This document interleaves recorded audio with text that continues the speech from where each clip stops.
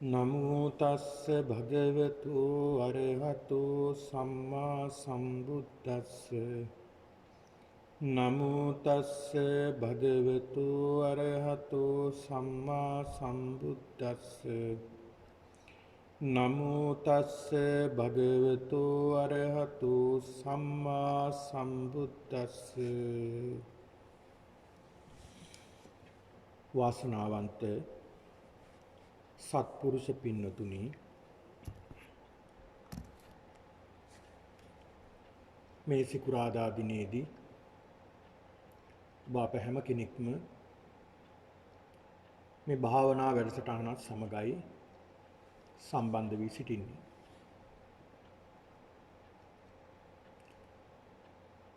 ලෞතර බුදුරජාණන් වහන්සේ අපට පෙන්වලා දෙන්නේ විශේෂයෙන්ම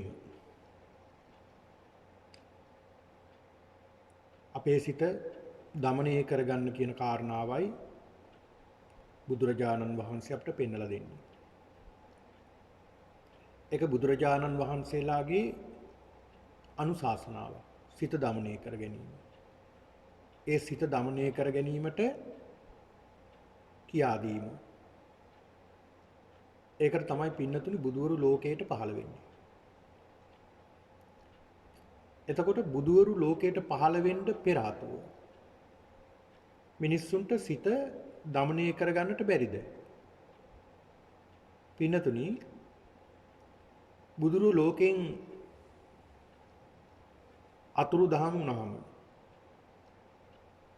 අතුරුදහන් වුණාම කියලා මම සඳහන් කළේ උන්වහන්සේලා පිරිනිවන් පානවා. උන්වහන්සේගේ පිරිනිවන් පෑමත් සමගම බුදුරජාණන් වහන්සේලාගේ ශාසන පවතින කාලයක් තියෙනවා. උන්වහන්සේලාගේ ශාසනය පවතින කාලයක් තියෙනවා. ඔය අටුවා පොත්වල බෞද්ධ සාහිත්‍ය ග්‍රන්ථවල සඳහන් වෙනවා සම්බුද්ධ ශාසනය මේ ගෞතම බුද්ධ ශාසනය වසර 5000ක් යනතුරු නොනැසී පවතිනවා කියන කාරණාව සඳහන් වෙලා තියෙනවා. එතකොට ඒ බුදුවරුන්ගේ ඒ කාල පරිච්ඡේදය සහ උන්වහන්සේලාගේ ආයු ප්‍රමාණය අඩු වැඩි වෙනවා. අඩුම ආයුෂක් වින්දනය කරන්නේ මේ අපේ ගෞතම බුදුරජාණන් වහන්සේ. සහ ඒ කාල පරිච්ඡේදයේ උපත ලබන සත්වයින් කියලා සඳහන් කළේ මිනිස්සු. සත්වයින්ගේ ආයුෂ අඩු වැඩි වෙන්නේ නැහැ පින්නතුනි. ඒක නියමයක්. ඒ සත්තුන්ගේ ආයුෂ අඩු වැඩි වෙන්නේ නැහැ. දැන් එදා ඈත අතීතයේ බුද්ධ කාලයට පෙර ආතුවත් අපි කල්පනා හිතලා බලමුකෝ ඔය නිවෙස් වල ඇති දෙඩි කරන සතුන් ඉන්නවා. බල්ලන් පූසන් වැනි සතුන්. ඒ සතුන්ගේ ආයුෂ ඒ ප්‍රමාණයම තමයි අදත්. ඒ දහමේ සඳහන් වෙනවා සත්‍යයන්ගේ ආයුෂ අඩු වැඩි වීමක් වෙන්නේ නැහැ. විශේෂයෙන්ම ආයුෂ අඩු වැඩි වීමක් සිද්ධ වෙන්නේ මිනිස්සුන්ගේ. ඒකට හේතුව තමයි පිනදිනේ උදාහරණයක් විදිහට බැලුවොත් දැන් බලන්න බුද්ධ කාලීනව බුදුරජාණන් වහන්සේ කාලෙදී බුදුරජාණන් වහන්සේ 80 වයසින් උන්වහන්සේ 80න් පිරිනිවන් පෑවා. නමුත් 80ට වැඩියෙන් ජීවත් වුණ පිරිසකුත් හිටියා. බුද්ධ කාලයේ වන විට මිනිස්සුන්ගේ ආයුෂ අවුරුදු 120කට ප්‍රමාණවත් වෙලා තිබ්බ බව තමයි සඳහන් වෙන්නේ. ඒකනේ පංචමහා විලෝකයන්ගේ බලන්නේ කාලයේ දීපේ දේශේ කුලේ මව කාලය ඒ සුදුසු කාල පරිච්ඡේදයක් තියෙනවද? ඒ සුදුසු කාල පරිච්ඡේදයේ උපත ලැබුවම එහි ආයුෂ ප්‍රමාණය කොපමණද කියන බව උන්වහන්සේලා දැකලා බලලා තමයි උන්වහන්සේලා මව් කුසක පිළිසිත ගන්න. එතකොට පින්නතුනි මේ ආයුෂ ප්‍රමාණය ටිකෙන් ටික අඩු වීගෙන ගිහිල්ලා තියෙනවා අද වර්තමානයේ වෙන විට. දැන් අවුරුදු 70ට 75ට සීමා වෙලා තියෙනවා. එදා බුද්ධ කාලීනව අවුරුදු 160ක් ජීවත් වුණ මහරහතන් වහන්සේ නමක් පිළිබඳව සඳහන් වෙනවා. අවුරුදු 160ක් ජීවත් වුණ බක්කුල මහරහතන් වහන්සේ. අවුරුදු 80න් තමයි උන්වහන්සේ පැවිදි භාවයටපත් වෙන්නේ. අවුරුදු 80න් පැවිදි භාවයටපත් වෙන්නේ. ඒ පැවිදි භාවයටපත් වෙලත් අවුරුදු 80ක් උන්වහන්සේ ජීවත් වෙනවා. ඒතර උන්වහන්සේ පින්නම් පාන්නේ අවුරුදු 160න්. ඒතර කොපමණ ආයු ප්‍රමාණයක් උන්වහන්සේලා ජීවත් වෙලා තියෙනවද? ඊළඟට ආනන්ද මහරහතන් වහන්සේ අවුරුදු 120ක් කියලා සඳහන් වෙනවා. අනුරුද්ධ මහරහතන් වහන්සේ මේ ආදී වශයෙන් බලනකොට ඒ අපි දන්න රහතන් වහන්සේලා ඔය ගිහි උපාසක උපාසිකාවුණු ජීවත් වුණ අය ඉඳලා තියෙනවා. දැන් අද පින්නතුනි අපිට අමාරුවෙන් තල්ලු කරගන්න පුළුවන් 100 පැනලා. අවුරුදු 100 101 102 103 104 මේ විදිහට බොහෝ අමාරුවෙන් කෙනෙක් ආයුෂ අරගෙන යනවා ඉස්සරහට. ඒත් අපිට අහන්න ලැබෙන බොහොම කලාතුරකින්. මගේ නම් මගේ ජීවිත කාලෙදීම දෙතුන් දෙනෙක් පිළිබඳව අහන්න දකින්න ඇති මේ වගේ ආයුෂ අවුරුදු 100කට එහා ජීවත් වුණ අය පිළිබඳව. ඒ තරමට අපිට දුර්ලභයි ඒ ආයුෂ ප්‍රමාණය ගත කරන අය දැක ගැනීම. ඒතර මම මේකෙන් සඳහන් කළේ පින්නතුනි මේ ආයුෂ ප්‍රමාණය දැන් එන්න අඩු වෙගෙන යනවා. ආයුෂ විතරක් නෙවෙයි බුද්ධ ශාසනයේ පවතින කාලයත් අඩු වෙගෙන යනවා. ඒතර මේ අඩු වීගෙන ගිහිල්ලා පින්නතුනි මේ ආයුෂ කෙමෙන් කෙමෙන් අඩු වීගෙන ගිහිල්ලා අවුරුදු 10ට ආයුෂ අඩු වෙනවා කියන ඉගැන්වීම සිද්ධ කරන බුදුරජාණන් වහන්සේ පෙන්ලා දෙනවා. ලෝකේ කොහොමද ඇති වෙන්නේ නැති වෙන්නේ ලෝක ධාතු සූත්‍රය, අග්ගඤ්ඤ සූත්‍රය, ඊළඟට සප්ත සූර්යෝද්ගමන සූත්‍ර වැනි සූත්‍ර දේශනාවල බුදුරජාණන් වහන්සේ ඉතා පැහැදිලිව පෙන්ලා දීලා තියෙනවා මේ ආයු ප්‍රමාණය අඩුවීම පිළිබඳව සහ වැඩිවීම පිළිබඳව. ඒ ආයු ප්‍රමාණය අඩු වෙලා ඒ අඩු වේගෙන යනකොටත් පින්නොත් දැන් බලන්න අද වර්තමානයේ වන විට ඇයි මිනිස්සුන්ගේ මේ ආයුෂ අඩු වෙන්නේ?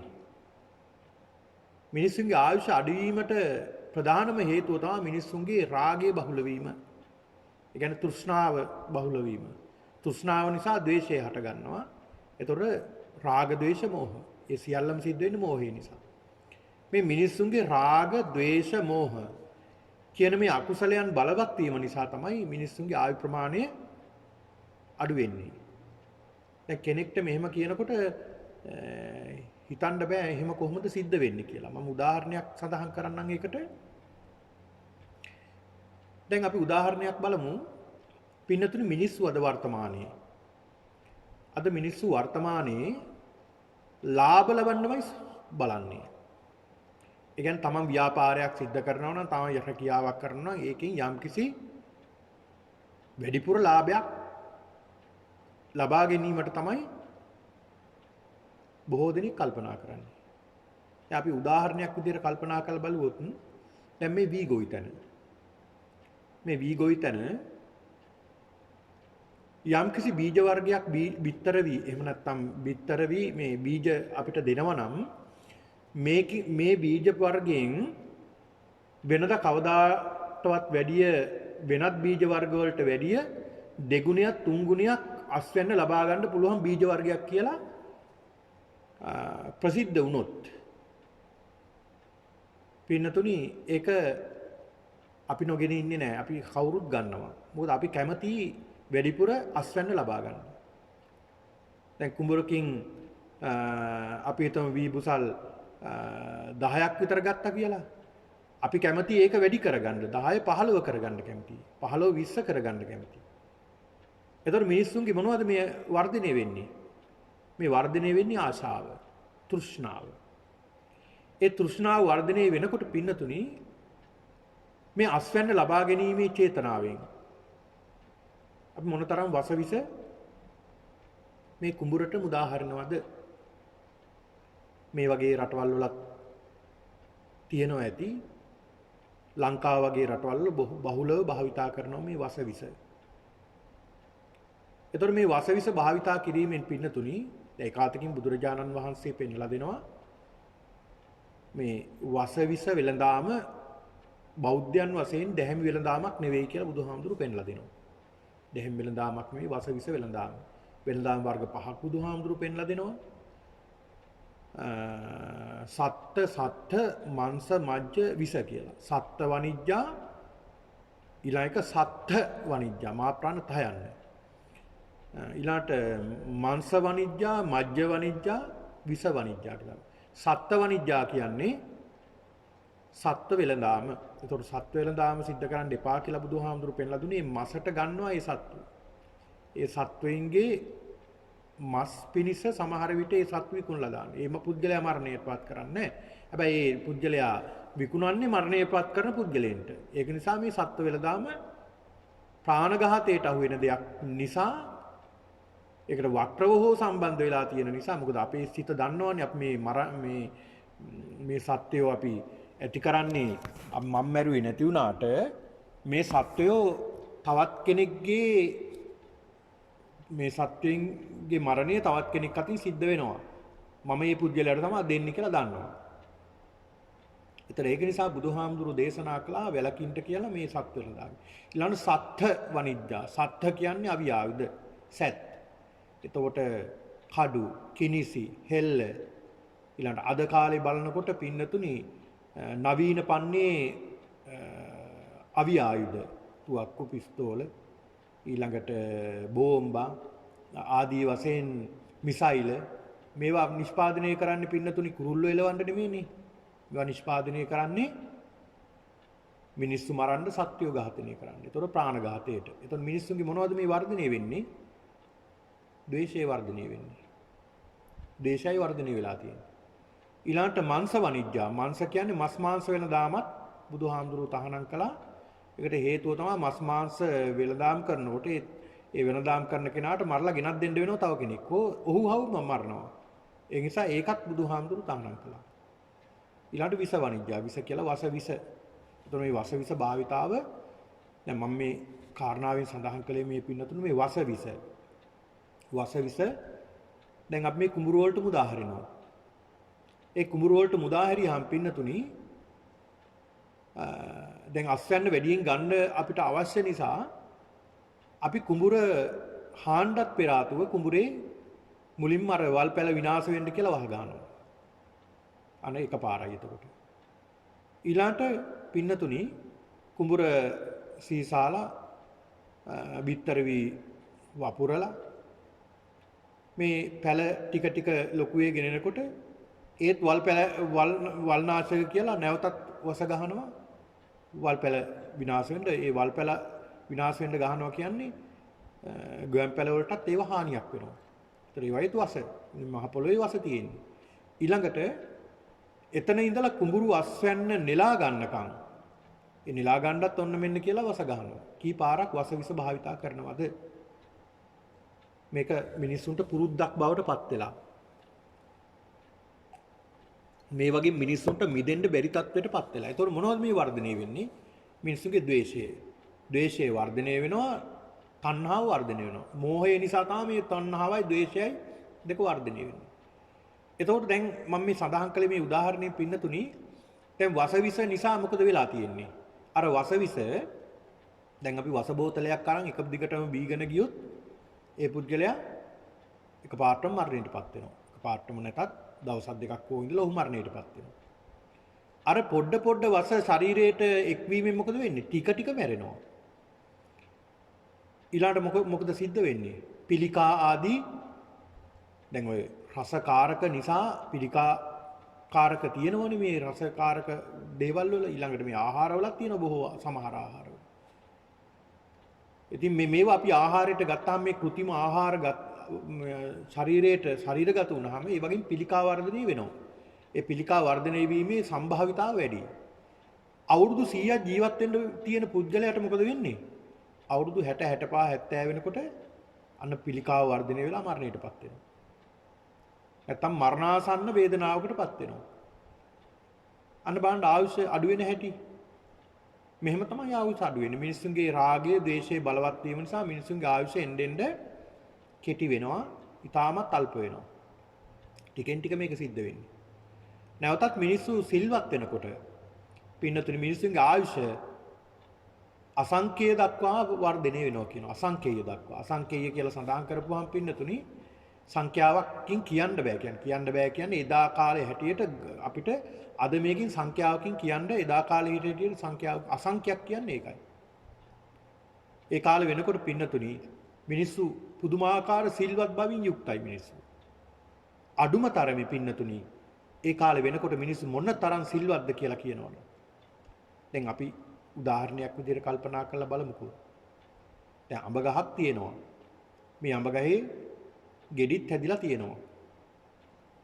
අපි පින්නතුනි මේ ගෙඩිය කඩා ගන්න. දැන් ඉදිච්ච පැහිච්ච ගෙඩියක් තියෙනවා මේ ගෙඩිය කඩා ගන්න. අපි මොකද කරන්නේ? මේ ගෙඩිය අපි කඩා ගන්නවා. කෙක්කකින් හෝ නැත්නම් පොල්ලකින් ගහලා තවත් ගෙඩි වලට හානි කරලා හෝ අපිට අවශ්‍ය දේ අපි කරගන්නවා. දැන් මේක ඉච්චර හිතන්න ඕනේ කාරණාවක් නෙමෙයි පින්නතුනි මම මේ සඳහන් කළේ මම උදාහරණයකට නැත්තම් මේ පින්නතුන් කල්පනා කළා අපිට මේ ගහක ගෙඩියක්වත් කඩා ගන්න අයිතියක් නැද්ද මෙහෙම කියලා මම මේ කියන්නේ මොනතරම් ඒ කාලේ වෙනකොට මිනිස්සු ඒ කියන්නේ අසංකේය දක්වා ආයුෂ වර්ධනය වෙනකොට මේ මිනිස්සුන්ගේ තියෙන සදාචාරාත්මක බව මේ සිල්වත් බවට වැඩිය සදාචාරාත්මක බව අර ගෙඩිය මේ මිනිස්සු ඒ අය කල්පනා කරනවා මේ ගෙඩියත් අපිට අයිති නෑ තාම මොකද මේ ගෙඩිය කාටද අයිති දැන් මේ ගහටයි අයිති ඒ ගහ මේ ගෙඩිය හදලා හොඳට පැහුනට පස්සේ හොඳට ඉදිලා අපිට කන්න පුළුවන් මට්ටමට ඉදුණට පස්සේ අපිට ඒකේ ගහින් උදාහරනවා ආන් ඊට පස්සේ අපිට අයිති ඔන්න බලන්න ඉතින් බලන්නකෝ මේ කාරණාවෙන් අපිට හිතන්න කොච්චර දේවල් තියෙනවද කොච්චර හිතන්න දේවල් තියෙනවද ඉතින් ඒ ගහේ ගෙඩිය හොඳට අපිට ඉදෙන්න ඇරලා අපිට කන්න පුළුවන් සුසු මට්ටමට ආවට පස්සේ තමයි ඒ ගෙඩිය අපිට දෙන්නේ දෙනකන් ඒ අය ඉවසගෙන හිටියා ඔන්න බලන්න ඉතින් ඒ අසංකේය දක්වා වර්ධනය වෙනකොට මිනිස්සුන්ගේ ටික ටික දුස්සීල වෙනකොට අර ආයුෂය ටික ටික කෙමෙන් අඩු වෙනවා අඩු වේගන පින්නතුනි ආපහු මේ අවුරුදු 10ට මේ ආයුෂ බහිනවා දැන් වර්තමානයේ වෙනකොට මොනතරම් මේ ලෝකයේ අපිට ඇහෙනවද මිනිස්සුන්ගේ මොනතරම් රාගය බලවත් වෙලා ද්වේෂය බලවත් වෙලා මුලාව නිසා මොනතරම් විනාශයන් සිද්ධ කරනවද මොනතරම් අපිට හිතන්නවත් බැරි දේවල් මේ තමන් ආදරය කරපු ගෑනු ළමයාගේ බෙල්ල කපලා දාන්න තරම් මිනිස්සු අපිට හිතන්නවත් බෑ තමන්ගේ අම්මා තාත්තා මරලා දාන්න තරම් එක සිදුවීමක් මම දැක්කා තමන්ගේ පියාව ලිඳකට දාලා ඒකට විශාල කළු ගල් දාලා මොන හිතකින්ද මේවා කරන්න කියලා අපිට හිතා ගන්න බෑ අපිට හිතා ගන්න බැරුණාට ඒ අය හිතනවා ඒ අයගේ ද්වේෂය රාගය තෘෂ්ණාව බලවත් වුන නිසා තමයි එහෙම සිද්ධ කරන්නේ දැන් අපිට මේක හරි අමාරුයි අපිට එහෙම සිදුවීමක් අපිට අහන්නවත් අපි කැමති නෑ ඇත්තටම මොකද අහනකොටත් අපේ හිතට ලොකු වේදනාවක් දැනෙනවා ඉතින් අපිට ඒ වගේ දෙයක් කරනවා කියලා හිතන්නවත් පුළුවන් ද හීනකින්වත් ඔන්න බලන්න ඉතින් මිනිස්සුන්ගේ මේ ආයුෂක් මොකද වෙන්නේ ටික ටික ආයුෂ අඩු වෙනවා ඇයි මේ මිනිස්සුන්ගේ රාගය බලවත් වෙනවා ද්වේෂය බලවත් වෙනවා මෝහය බලවත් වෙනවා ඒක නිසා මිනිස්සුන්ගේ ආයුෂ කෙමෙන් පරිහානියටපත් වෙනවා ඉතින් මම මේ කාරණාව මේ සඳහන් කළේ පින්නතුනේ වෙන කාරණාවකට නෙමෙයි ඉතින් මෙහෙම තමයි සසරේ ස්වභාවය ආයුෂ වැඩි වෙනවා ආයුෂ අඩු වෙනවා මේ ආයුෂ වැඩි වෙන අඩු වෙන අතර මිනිස්සු මේ සත්‍යය මොකද වෙන්නේ මැරෙනවා උපදිනවා සත්‍යය මැරෙනවා මැරිලා තවත් තැනක් හොයාගෙන නැ තවත් තැනක උපදිනවා එතනත්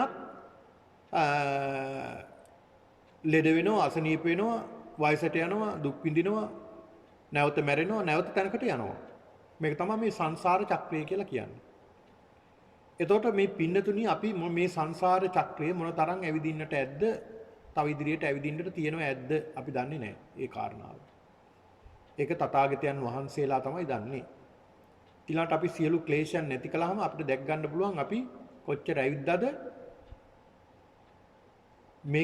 මේකේ මිදුන් නැත්තම් මොන තරම් ඇවිදින්න සිද්ධ වෙනවද කියලා දැක ගන්න පුළුවන් වෙන්නේ අපිට සියලු අවබෝධයන් ලැබුණාට පස්සේ ඉතින් ඒක නිසා පින්නතුණි දැන් මේ සසර ගමනේදී මේ සසර ගමනේදී අපි සතර අපායේ උපදිලා තියෙනවා. නෑ කියලා කියන්න බෑ කෙනෙක්ට. ඒ සතර අපායේ ඉපදිලා අපායේ දුක් විඳලා කල්ප ගණන් දුක් විඳලා අපි. කල්ප ගණන් දුක් විඳලා දැන් ඒව අපිට අමතකයි, අපිට මතක් කරන්න ශක්තියක් නැහැ. දුක් විඳලා ඒ පාපේ ගෙවුනට පස්සේ නැවත සුගති භූමියකට යනවා. තිරිසන් ලෝකේ මොනතරම් උපදින්න ඇද්ද? අසුර ලෝකේ මොනතරම් උපදින්න ඇද්ද? പ്രേත ලෝකේ මොනතරම් උපදින්න ඇද්ද? ඒ විතරක් නෙවෙයි, දිව්‍ය ලෝකවල, බ්‍රහ්ම ලෝකවල, විශේෂයෙන් බ්‍රහ්ම ලෝක වලට වැඩිය දිව්‍ය ලෝකවල මොනතරම් උපදින්න ඇද්ද? මොනතරම් රජකම් කරන්න ඇද්ද? එක අවස්ථාවක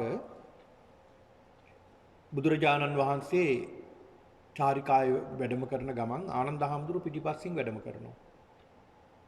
බුදුරජාණන් වහන්සේ එක තැනකදී නැවතිලා උන්වහන්සේ දකින්න එක්තරා සිද්ධියක්, කූඹි පේලියක් යනවා පාරේ.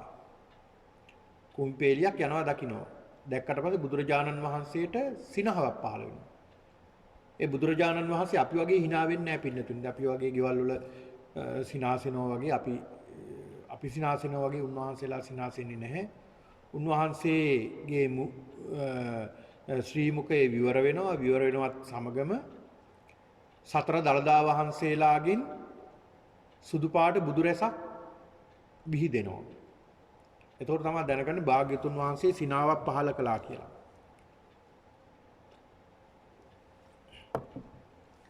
ආනන්ද හාමුදුරුවෝ මේ කාරණාව දැනගෙන අහනවා භාග්‍යතුන් වහන්සේ ඔබ වහන්සේට සිනහවක් පහළ වුණා. මොකක්ද හේතුව කියලා. ආනන්ද මේ පේනවද මේ කූඹි පේලියක් යනවා, කඩි පේලියක් යනවා. ආනන්ද ඒකයි මට hina ගියේ. මේ කූඹි පේලියෙන් එක කූඹියක්වත් මට ආනන්ද පේන්නේ නැහැ. දැක ගන්න බෑ සක්විති රජකම් නොකරපු කෙනෙක්. මේ ඔක්කොම සක්විති රජකම් කළා. සක්විති රජකම කියන්නේ බුද්ධත්වයට පස්සේ තියෙන උතුම්ම පදවිය. ඒ සක්විති රජකම කරගත් වින්දා හැබැයි අකුසල් බලවත් වෙලා දැන් නැවත කූඹි කඩි වෙලා ඉපදලා බලා. ඉතින් අපි ගැන කවර කතාවද? ඉතින් ඒක නිසා පින්නතුනි මම මේ සඳහන් කළේ අපි දැන් මේ ගමන මේ චාරිකාව ඇවිල්ලා කොහොම හරි අපි මනුස්ස භාවත් ලබා ගන්නට ඇති. සක්විති රජකමුත් කරන්න ඇති. දැන් අපි බෞද්ධ විදියට අපි විශ්වාස කරනවානේ පෙර භවයක් තිබුණා. නැවත උපතක් ලැබෙනවා කියලා භවය පිළිබඳව අපේ විශ්වාසයක් තියෙන නිසා. එතකොට ඒ මනුස්ස භවයන් අපි ලබා ගත්තා. හැබැයි ප්‍රතිඵලයක් ලබා ගන්න බැරුව ගියා. සමහරට බුද්ධෝත්පාද කාලයක් නොවෙන්නට ඇති. සමහරට බුද්ධෝත්පාද කාලයක් අපි උපදිලා හිටියත් අපි මිත්‍යා දෘෂ්ටික වෙලා උපදින්න ඇති. නැවතත් මනුස්ස ලෝකයේ උපදිනකොට නැවතත් මේ දහම පිරිහුණ කාලයක අපි දන්නේ නැහැ. හැබැයි දැන් අපි සියලු සාධක කරුණු කාරණා සම්පූර්ණ වෙච්ච අවස්ථාවක් ඇවිල්ලා තිනවා. හරියට අර කන කැස් බෑවා බියසිදුරෙන් අහස දිහා බලනවා වගේ ඉතා දුර්ලභ අවස්ථාවක් අපිට ලැබිලා තියෙනවා. දැන් බලන්නකො අපිට ලැබිලා තියෙන අවස්ථාව මොනතරම් සතුටු වෙන්න පුළුවන්ද අපිට?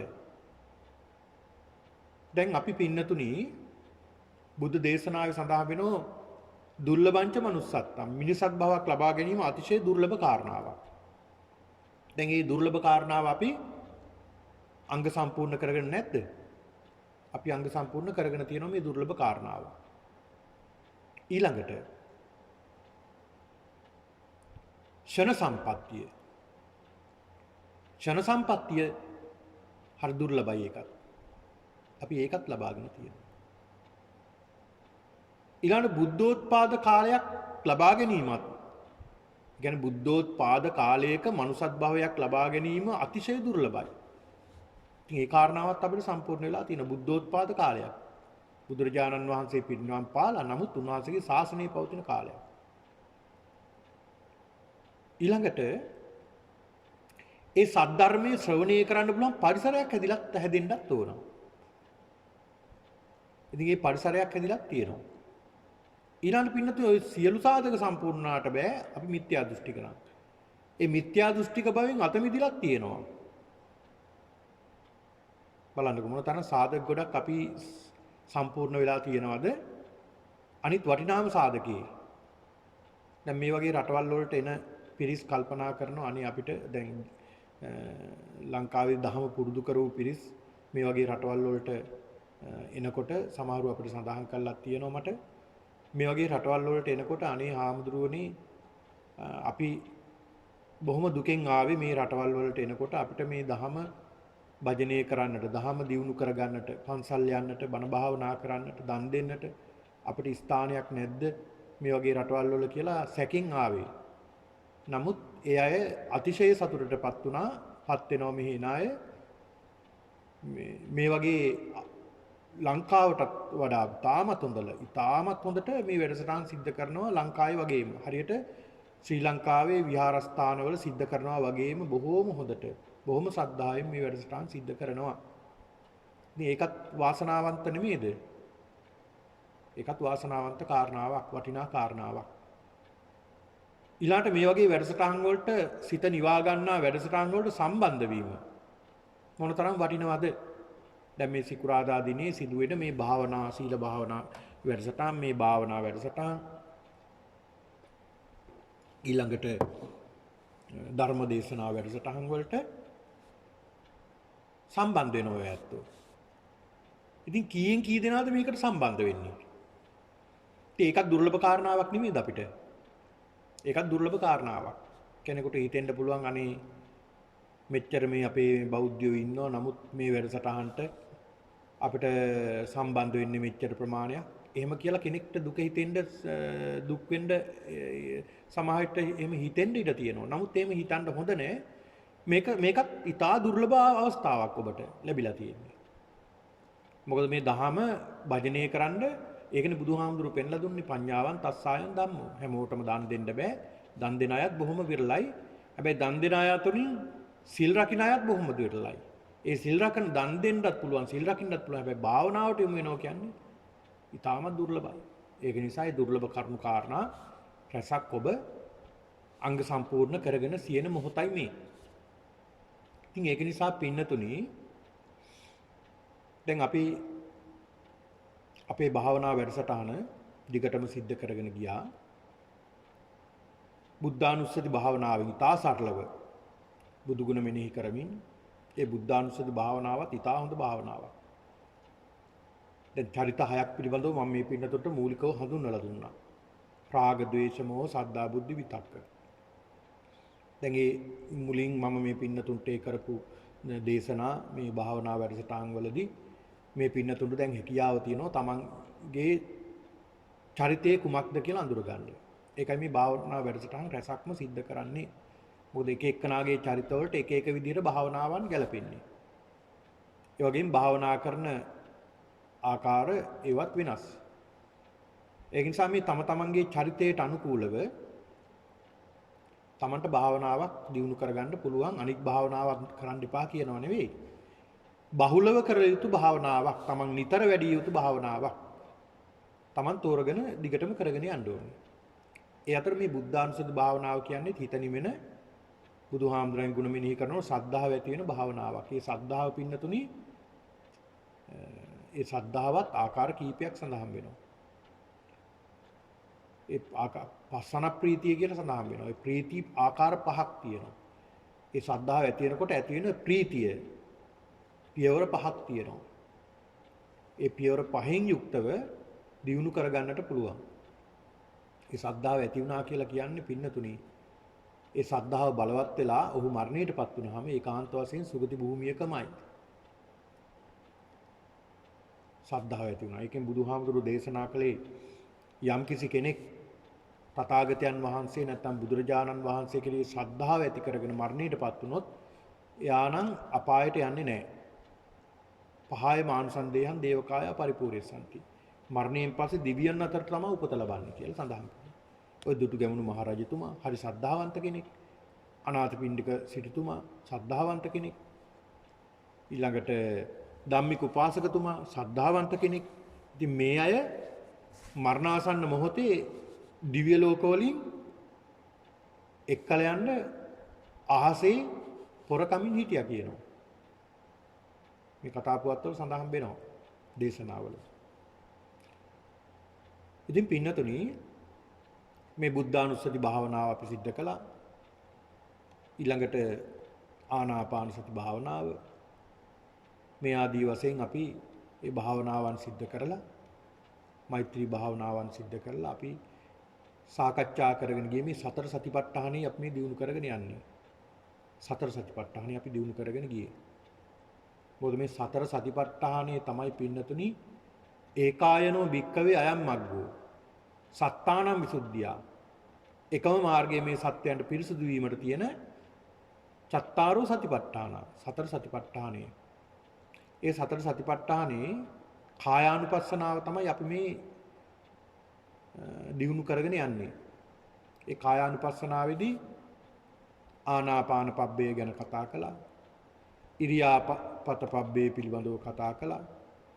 සම්පජඤ්ඤ පබ්බේ ගැන කතා කළා. ඊළඟට පටික්කුල මනසිකාරය පිළිබඳව කතා කළා. ඒකෙදී අවිඥාන අසුභයේ සවිඥාන අසුභයේ පිළිබඳව මේ පින්නතුන්ට කියලා දුන්නා. දැන් ඊළඟට අපිට කතා කරන්න තියෙන්නේ මේ කායානුපස්සනාවෙම ධාතු මනසිකාරය. ධාතු මනසිකාරය.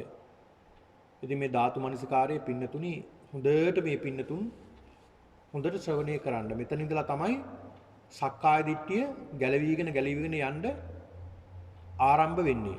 දැන් අපි මෙච්චර කල් මේ හිත පුරුදු කළා.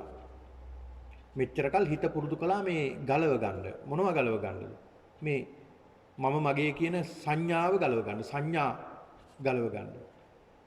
ඒකේ ඒ ගලව ගන්න අපි සිතට සංඥා දීලා ගැලවෙන තැන තමයි මෙතන. ඒ කියන්නේ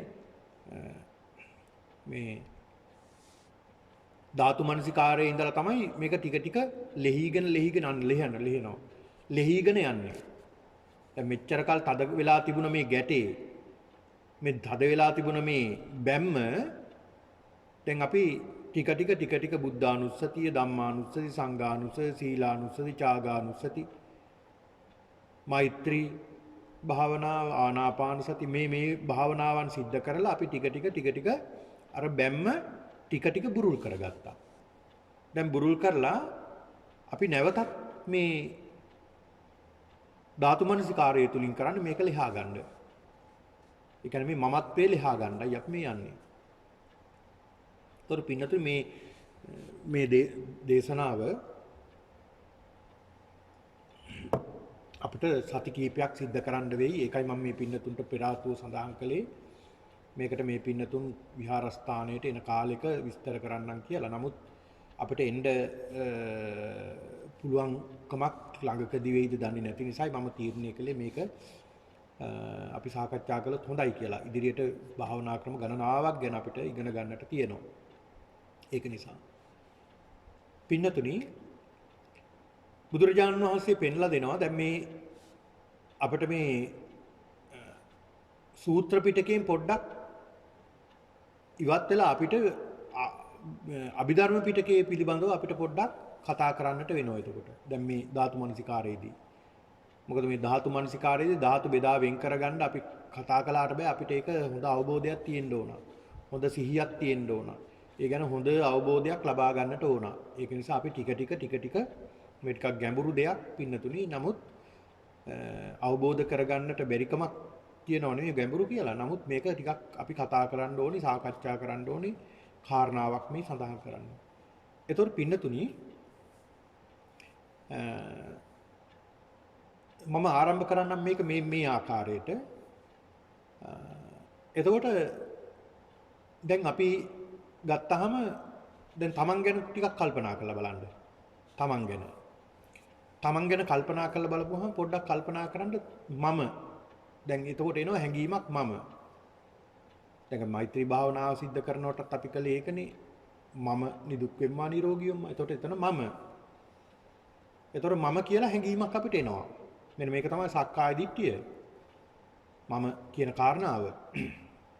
එතකොට මේ මම කියන කාරණාව ගැන කල්පනා කරලා බලපුවාම මම කියන්නේ මොකක්ද? සත්වයක් දැන් මේ මෙතන ඉන්නේ. මම කියන්නේ සත්වයෙක්. ඒ කියන්නේ විඥානීය සහිත ස්කන්ධ පහකින් යුක්තව මේ ස්කන්ධ පහ උපාදාන කරගත්ත යම් කිසි ජීවියෙක් තමයි දැන් මම කියලා කියන්නේ. ඔන්න තවත් ටිකක් අපි ලියා ගත්තා ඒක. දැන් මම කියන කෙනා මමනේ. ඒ මම කියන කෙනා අපි ටිකක් ලියා ගත්තා ටිකක් විතර. මම කියන්නේ සත්වයෙක්. දැන් මමත් ජීවියෙක්නේ. දැන් මම කියන්නේ ජීවියෙක්. සත්වයෙක්. මේ ලෝකේට ආපු සත්වයෙක් මම. ඊළඟට තව ටිකක් අපි බැලුවා මේ සත්‍යය කොහොමද හැදිලා තියෙන්නේ? විඥානයකුත් තියෙනවා. ඒතර උපාදාන ස්කන්ධ පහක් තියෙනවා. මේ ස්කන්ධ පහ උපාදානය කරගන්න අල්ල ගන්නවා. අල්ල ගන්න නිසා අපි පවතිනවා. ඒතර පින්නතුනේ මේක ටිකක් ගැඹුරු කාරණාවක්. ඒතර අපි බලමු පින්නතුනේ. දැන් අපි මේ සමාජ ජීවත් වෙනවා. දැන් මේක පටලව ගන්න එපා මේ කියන සඳහා මේ කාරණාව. මොකද අපිට මේ ලෝකේ ජීවත් වෙන්න ඕනනේ. ජීවත් වෙන්න ඕන නිසා අපි මේ සම්මුති හදා ගන්නවා. එතකොට අපි මේ ලෝකේ ජීවත් වෙනකොට දැන් ගෙදර දිහා බලමු පොඩ්ඩක් අපි. ඔය ඇත්තන් ගෙදර ඔය ඇත්තන්ගේ දරුවෝ ඉන්නවා.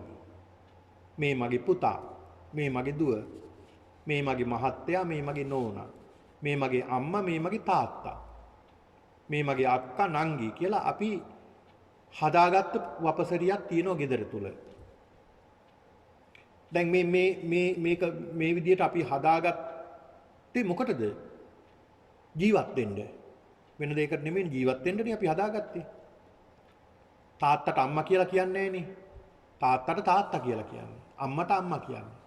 මේවා පටලව ගන්නෙ නෑ. මොකද මේ සත්‍යය අපිට වෙන් කරගන්න අපි ඒ අය අඳුරගන්න විදිහක් අපි හදාගත්තා. මොකද දැන් මමත් ගෙදර ජීවත් වෙන දැන් සත්වයෙක්නේ. දැන් ගෙදර ජීවත් වෙන සත්වයෙක් තමයි මම. ඒතකොට තවත් සත්වයෝ ටිකක් ඉන්නවා. සත්වයෝ, පුද්ගලයෝ. සත්ත්ව පුද්ගල පිරිසක් ඉන්නවා තවත් ජීවීන් ටිකක්. මම වගේම සත්ත්ව පුද්ගල පිරිසක් ඉන්නවා. ඉතින් මගෙන් වෙන් කරලා අඳුරගන්න තමයි මම ඒ අයට ඒ නම භාවිතා කරන්නේ. මේ මගේ තාත්තා, මේ මගේ අම්මා. මේ මගේ නංගි, මේ මගේ මල්ලි. මේ මගේ දුව, මේ මගේ පුතා. මේ මගේ නෝනා, මේ මගේ මහත්තයා. මේ විදිහට අපි සංඥාවක් ඇති කරගන්නවා. සංඥාවක්. ඒ කියන්නේ සත්ත්ව පුද්ගල සංඥාවක් අපි ඇති කරගන්නවා. ඒ අය අපිට අඳුරගන්න පුළුවන්. ඒ අය දැනගන්න පුළුවන්. ඒ අය රූපයෙන්, හැඩයෙන්, වර්ණයෙන්, හඬින් සියල්ලගේම අපි අඳුරගන්න පුළුවන්. ඒ අඳුරගන්න අපි නමකුත් දාලා තියෙනවා. භාවිතා කරලා තියෙනවා. අන්න බලන්න. එතකොට මේ ලෝකේ අපි ජීවත් වෙනවා. මොනවා එක්කලා ජීවත් වෙන්නේ? මේ අය එක්කලා. ඒ කියන්නේ මේ සත්වය එක්කලා. එතකොට මේ සත්වයෝ තුල අපි ඇති කරගෙන තියෙනවා යම් කිසි බැඳීමක්. දැන් ගේ ඇතුලේ අපි ඇති කරගෙන තියෙන බැඳීම් ටිකක් තියෙනවා. මේ මගේ නෝනා, මේ මගේ මහත්තයා. මේ මගේ පුතා, මේ මගේ දුව, මේ මගේ අම්මා, මේ මගේ තාත්තා. ඒ තමන්ගේ නිවස ඇතුලේ ඇති කරගෙන තියෙන බන්ධන ටිකක් තියෙනවා. බැමි ටිකක් තියෙනවා. බැඳීම් ටිකක් තියෙනවා. ඒ තමන්ගේ නිවස ඇතුලේ ඒ බැඳීම බැම්ම නිසා තමයි අපි නංගොත් දාලා අපි භාවිතා කරන්නේ. ඒ බැඳීම වැඩි වෙන තරමට අපි මේ නමටත්, රූපයටත්, හැඩයටත්, සත්‍යයටත් අපි බැඳෙනවා. ඒවා අඩු වෙන තරමට අපි බැඳීම අඩු වෙනවා. එතකොට බුදුරජාණන් වහන්සේ පෙන්ලා දෙනවා සත්‍ය දෙකක් පිළිබඳව. සත්‍ය දෙකක් තියෙනවා. ලෝකයේ තියෙන එකම සත්‍යයක්. නමුත් බුදුරජාණන් වහන්සේ මේක වර්ගීකරණය කරනකොට බුදුරජාණන් වහන්සේ පෙන්ලා දෙනවා සත්‍ය දෙකක් පිළිබඳව. ඒ තමයි සම්මුති සත්‍ය සහ පරමාර්ථ සත්‍ය. සම්මුති සත්‍ය. දැන් අපි කතා කළේ සම්මුති සත්‍ය. දැන් සම්මුතියක් වෙනුවෙන් අපිට නමක් දාන්න වෙනවා. ඒ නම දාලා අපිට භාවිතා කරන්න වෙනවා. ඒ සත්‍ය අඳුරගන්න. පිරිසක් අතර එක්කෙනෙක් අඳුන්වන්න එයාට විශේෂී වූ නමක් අපි දෝදලා තියෙනවා. සම්මුතිය. ඒක ජන සම්මුතියෙන් කරගත්ත දෙයක්. ඒක ජනයාගේ සම්මුතිය. අපි හිතමුකෝ සත්වයෝ ගොඩාක් ඉන්නවා. සත්වයෝ ගොඩාක් ඉන්නකොට ඒ සත්වයෝ අතරින් මිනිස්සු වෙන් කරගන්න අපි දාලා තියෙනවා මිනිසා, මේ මිනිස්සෙක්. ඒ මිනිසාට අයිති හැඩයක්, රූපයක්, තියෙනවා ඒ හැඩය රූපය අපේ හිතේ තියෙනවා. ඒ කියන්නේ සංඥාවක් ඇති කරගෙන තියෙනවා මෙන්න මේ රූපේ තියෙන මෙන්න මේ හැඩේ තියෙන මෙන්න මේ අය මේ මිනිස්සු මේ අයට කියන්නේ මිනිස්සු කියලා. ඊළඟට අපි හිතමුකෝ දැන් අපි ශ්‍රී ලාංකික පුරවැසි විදියට අපි දැන් මේ වගේ රටවල් වලට ආපුවම මේ රටවල් වල සුදු හමක් තියෙන පිරිස ඉන්නවා. කොණ්ඩේ සුදුයි සුදු හමක් තියෙනවා. එතකොට අපි ඒකිනුත් වර්ග කරගන්නවා. මේ වෙනම පිරිසක්. ඒ සත්‍යය තමයි මිනිස්සු තමයි. නම් මිනිස්සු අතරිනුත් මේ බටහිර රටවල් වල මිනිස්සු. අපි පෙරදිග ආසියාතික රට මෙහෙම අපි හදා ගන්නවා. එතකොට මොකද්ද මේ හදාගන්නේ? අපි වර්ග කරගන්න. එතකොට මේ සම්මුතියක් තමයි මේ යන්නේ මේ ලෝකේ. සම්මුතිය කියන්නේ සම්මතය. ඒ සම්මතය තමයි අපි අරගෙන යන්නේ. මේක හොඳට මේ කියන දේ වටහා ගන්න. සම්මුතිය තමයි මේ අපේ යන්නේ. ඒ කියන්නේ බුදුරජාන් වහන්සේ දැන් මේක අවබෝධ කරගත්තා. උන්වහන්සේත් භාවිතා කළා. මොකද ආනන්දමම ඔබට මෙසේ කියමි. මම කියලානේ බුදුහාමුදුරු භාවිතා කළේ. ආනන්ද මට හරි අමාරුයි, අසනීපයි කියලා උන්වහන්සේ සඳහන් කළා. මගේ මේ කය ගෙනියන්න හරි අමාරුයි. මේ කයට ලෙඩ හැදෙනවා බුදුහාමුදුරුවෝ දේශනා කළා. මම මගේ කියලා භාවිතා කළා. හැබැයි ඒ භාවිතා කළේ සම්මුතිය අවබෝධ කරගෙන. මොකද මේ ලෝකේ ජීවත් වෙන්න ඕන නිසා. මොකද මේ ලෝකේ ජීවත් වෙන්න මේ සම්මුතිය අවශ්‍යයි. ඒ සම්මුතිය නැතුව අපිට ජීවත් වෙන්න බෑ. එහෙම වුණොත් මේ සමාජයෙන් අපි ඈත් වෙලා යනවා. සමාජයෙන් කොන් කරනවා. සමාජයෙන් අපිව දුරස් කරනවා මේ සම්මුතිය නැත්තම්. ඒ නිසා සම්මුතිය අපිට අවශ්‍යයි ජීවත් වෙන්න. ඒතකොට සම්මුතිය සම්මතයක් විතරයි. දැන් අපිට මේ දාපු නම ගියාත්මෙත් අපිට දාලාද? ඊළඟ භවයට යනකොට ඒක ඒ නමම දාන්නේ නැහැ. මේක අපේ මේ සත්‍යයක් ඉපදුනහම දාන නමක් අපි භාවිතා කරන්නේ. මේ විදිහට සත්ත්ව පුද්ගල සංඥා ඇති කරගන්නවා. සම්මුති වශයෙන් සත්‍යයන්ට පමණක් නෙමෙයි විවිධ භෞතික දේවල් වලට. දැන් මේ ශාලාව මේක බුද්ධ මන්දිරය කියලා අපි භාවිතා කරන්නේ. බුද්ධ මන්දිරය කියලා. මේ බුද්ධ ප්‍රතිමාව අපි හිතමුකෝ බුද්ධ ප්‍රතිමාව ඉවත් කළොත් අපි. එතකොට මේක ශාලාවක්. බුද්ධ ප්‍රතිමාව නැහැ කියලා අපි කල්පනා කරමු.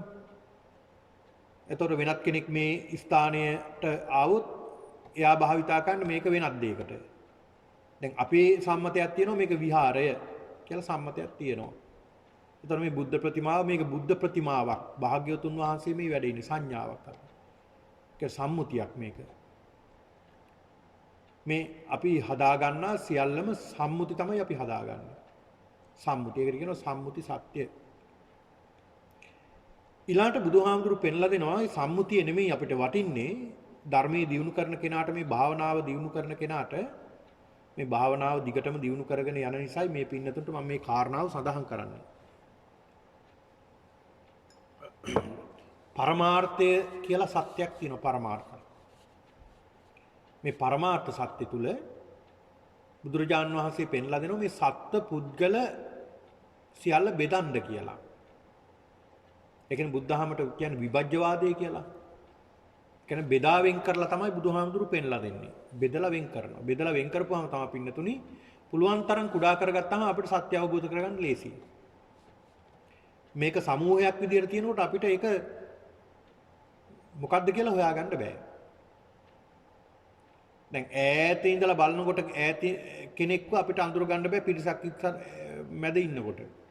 ඈතින් අපි ඉන්නේ එයාව පේන්නේ නැහැ.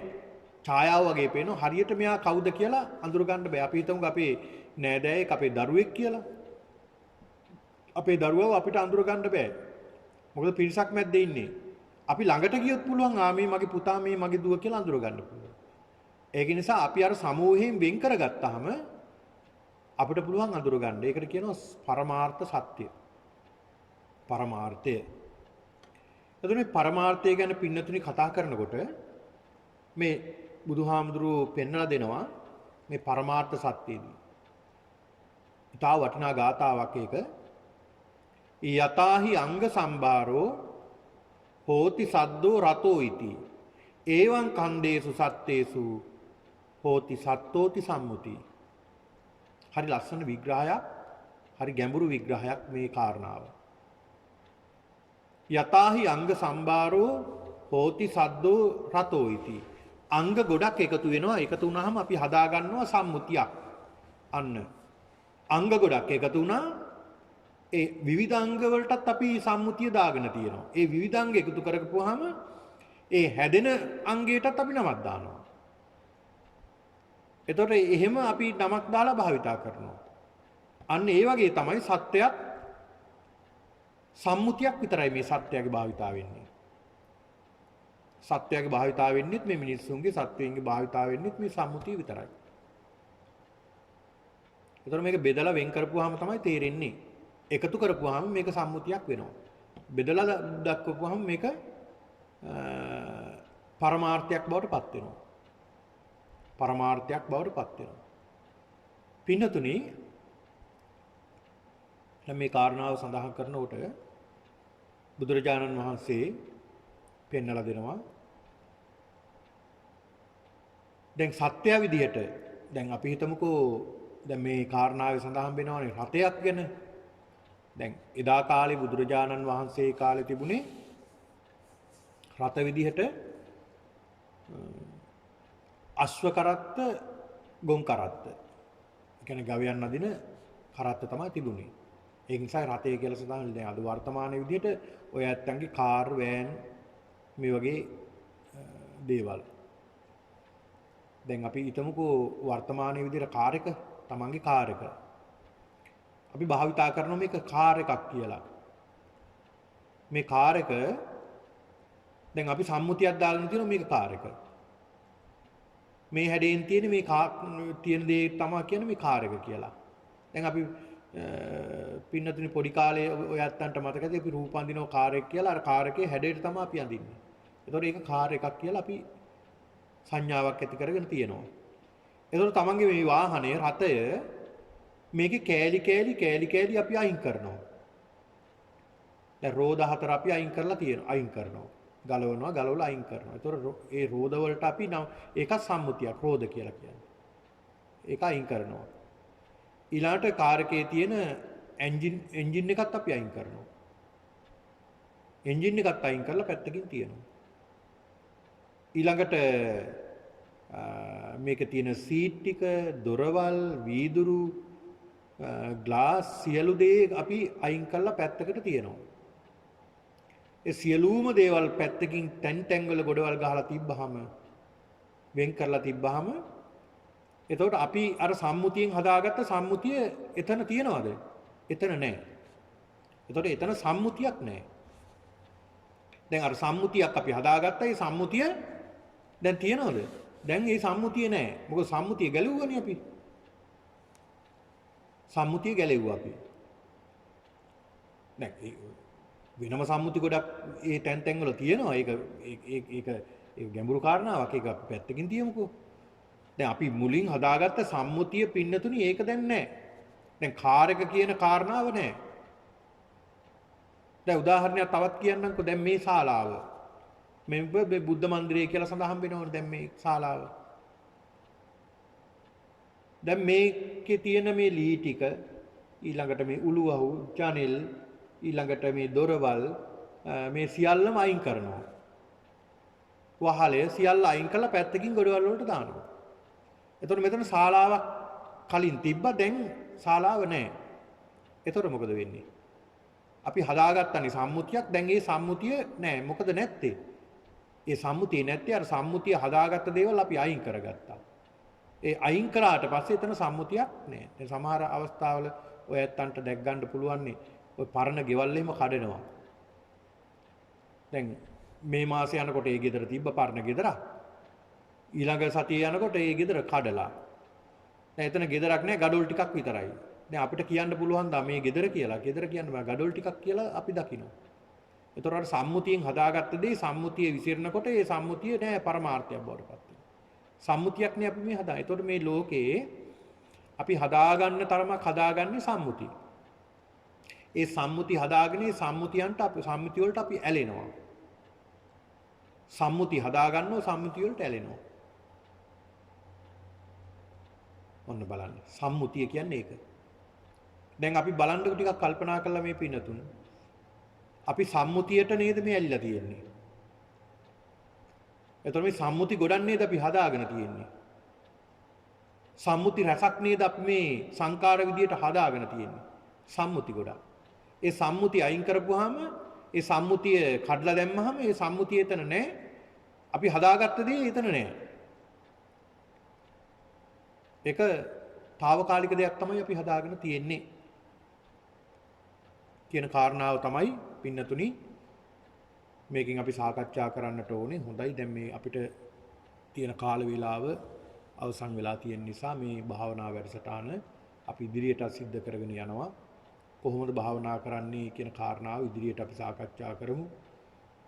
මේ කාරණා පිළිබඳව පැහැදිලි කරමින්. හොඳයි පින්නතුනි එහෙනම් මේ මොහොතේදී ඔබ සියලු දෙනාම මේ රැස් කරගත්තා වූ සියලු කුසලානුභාව ශක්තියෙන් ඔබ නමින් ජන්මාන්තරගතවන්ට දුණු යම් තාක් ඥාතීන් නැද්ද? ඒ සියලු ඥාතීන් උදෙසා මේ පින් අනුමෝදන් කරමු.